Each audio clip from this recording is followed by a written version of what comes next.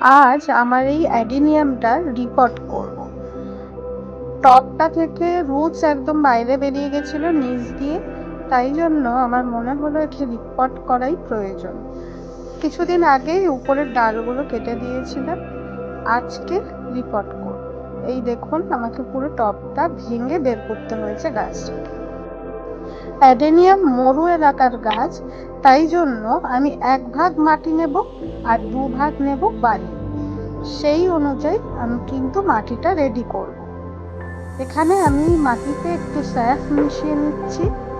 আপনি ট্রাইকোডার্মাও মেশাতে পারেন, বা যদি দুটোর মধ্যে কোনোটাই না থাকে একটু হলুদ মিশিয়ে নেবেন। গাছটা এবার আমি বসিয়ে দেব। বসিয়ে যেমনভাবে বালি দিয়ে মিডিয়াটা তৈরি করেছিলাম সেইটা সেরকম করে আমি বসিয়ে দেব। অ্যাডেনিয়ামে জল অনেক কম লাগে। আপনি বসানোর পর মোটামুটি জল দিয়ে 1 সপ্তাহ জল না দিয়ে রেখে দিলে তার রুটসটা ভালো বিস্তার হয়। কিন্তু অবশ্যই বসানোর পর আপনাকে হিউমিক অ্যাসিডের জলটা দিতে হবে, যাতে অ্যাডেনিয়ামের রুটস শকে না চলে যায়।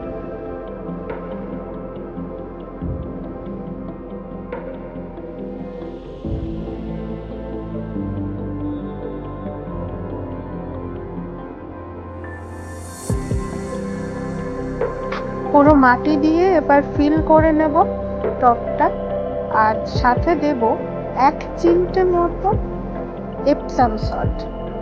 এপসাম সল্ট গাছের ফুল আনতে খুব ভালো হেল্প করে। বেশি দিলাম না, অল্প একটুখানি দিচ্ছি। আবার মাটি দিয়ে ঢেকে দেব।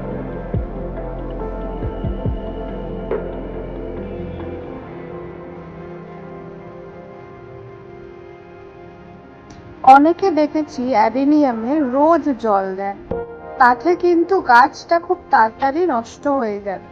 অ্যাডেনিয়ামে সপ্তাহে 1 বার জল দিলেই কিন্তু হয় শীতকালে, আর গ্রীষ্মকাল হলে 2 বারের বেশি জল দেওয়ার কোনো প্রয়োজন নেই।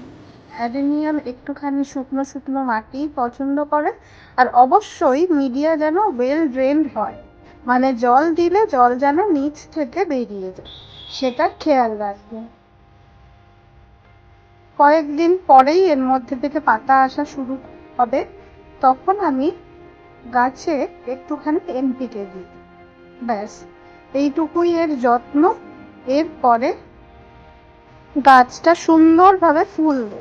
হ্যাঁ, আর একটা কথা যেন মাথায় থাকে, অ্যাডেনিয়াম কিন্তু ফুল সানলাইটের গাছ। একদম বারান্দায় বা শেডে রাখবেন না। চেষ্টা করবেন এমন জায়গায় রাখার যেখানে দিনে 8 ঘন্টা মতন রোদ পাবেই পাবে।